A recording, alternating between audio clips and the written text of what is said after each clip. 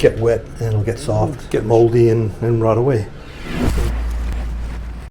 Okay, so you got your whole tub all waterproofed and it's all ready to go except for this corner here, which technically is outside the water or the wet area.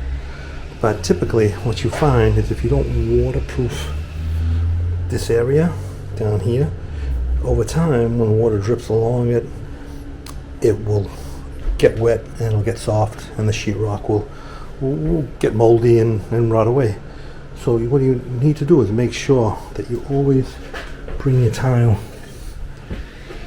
out at least a couple of inches beyond the tile, beyond the tub, and make sure you waterproof it. I haven't put this on here, I just want to show you what I have here. So I got this banding that I am going to put on here and make sure this is all completely waterproof all down here, so if water drips down here it will not affect the sheetrock and rot away.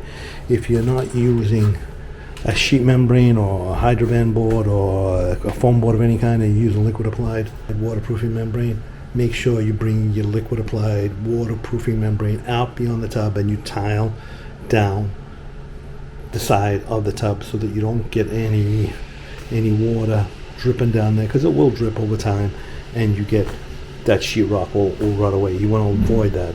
I used to be one of those guys that would do that would end the tile right at the edge of the tub, but over time I learned that you really can't do that.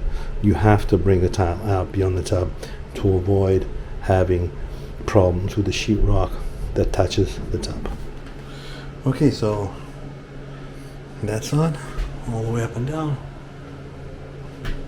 and on this side as well. So that sheetrock over there is protected.